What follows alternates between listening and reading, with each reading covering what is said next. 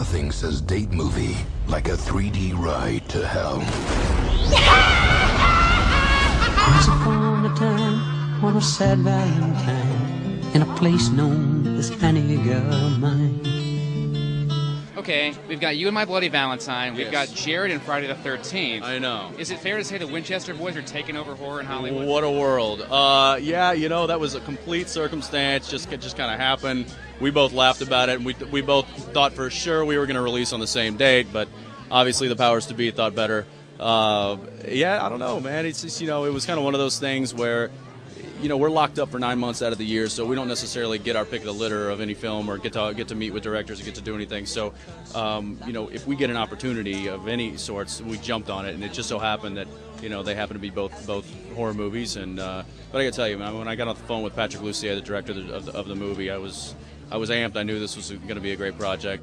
Now, were you a fan of the original film before coming in? Yeah, well, I'm originally from Canada, and of course the original is a Canadian cult classic, mandatory viewing, that and skating, and watching Hockey Night in Canada.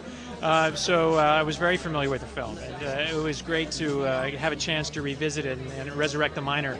It was such an iconic cult film that I thought it was really important for me to do the remake of it, because so many of my friends that love horror films and that are great writers just loved the original, and it was like the first scary movie that they ever saw, and so I really wanted to participate in it, and I'm really glad that I did. Was there any difference in shooting in 3D for you, or was that something the camera guys took care of? Yeah, there's a difference. I mean, it's a slower process because it's such a new process, but, you know, the camera equipment itself is big. It requires a lot more light. The setup times are a little bit longer, but, you know, those things will get better in time. The world of 3D is shot a lot wider than normal film. You know, you don't have those tight shots of the mug. So everything's got to be a little bit more expressive, a little bit more, your body language has got to be a little bit more expressive than I'd say normal film, where you got to keep everything kind of tight and you know, controlled. So you do your take, and then if they wanted the action to come at you, then you needed to do the deliberate take, the action that was very in your face, so that they can capture that and then make it pop out the screen. 3D are big-ass cameras that don't go underground easily. That were the biggest challenge, is that and just kind of learning how to speak a new language. You know, basically our cameras were ultimately built the day before we started shooting, so we tested on day one. It's like going back to film school. It's a big, loud, sort of traditional, you know, overdrive horror score. So it's not like, say, the original film with a big expository song at the end? No, it's not there anymore. So, you know, there's some cheesy goodness in that song, I have to admit. But as far as the 3D gimmick, when you were writing with 3D in mind? 3D gimmick? This is no gimmick. I grew up with Friday the 13th 3D and Jaws 3D. It's not like that. It's not flat, and then something, you know, flies right at you. This is not how it works today. You're completely inside the movie, and it's great. You're sitting there in the audience, and the killer could be sitting right beside you. So that's different. I play the role of the spectator. I sit there and go like, "Oh man, that was 3D." That will be me. That guy in the theater, when you watched it in the movie theater, when the guy's like, "Oh, talk," and the cell phone sound, that's me. I make the cell phone sound. I am haunted by that noise every time I hear it. It's hard to breathe in the miner's mask, and they were asking me to do some pretty physical stuff, and it was hard, very hard.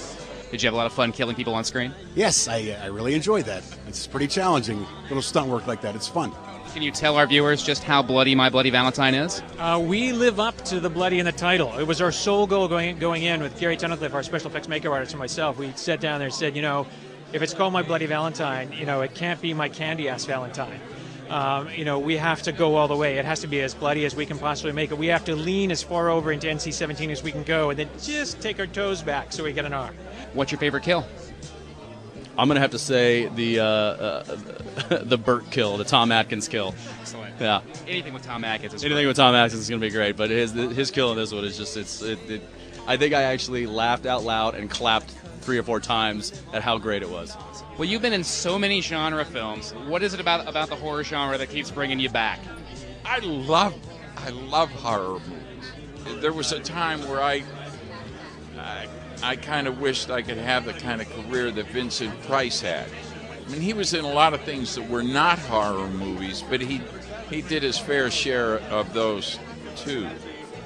I got to meet him once out here in L.A., at a pastry shop. He had already got his pastry, and I watched him, get his stuff. He walked outside, and then he looked in the window at me, and he went, "I love your work." And I ran out, and we had a nice chat. It was a terrific visit. Yeah, he was great. In a fight between Tom Atkins and RoboCop, who would win?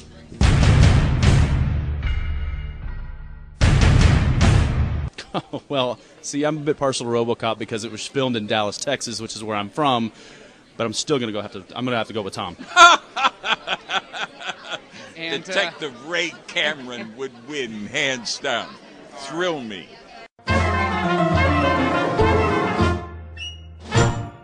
Could you introduce yourself to Dread Central?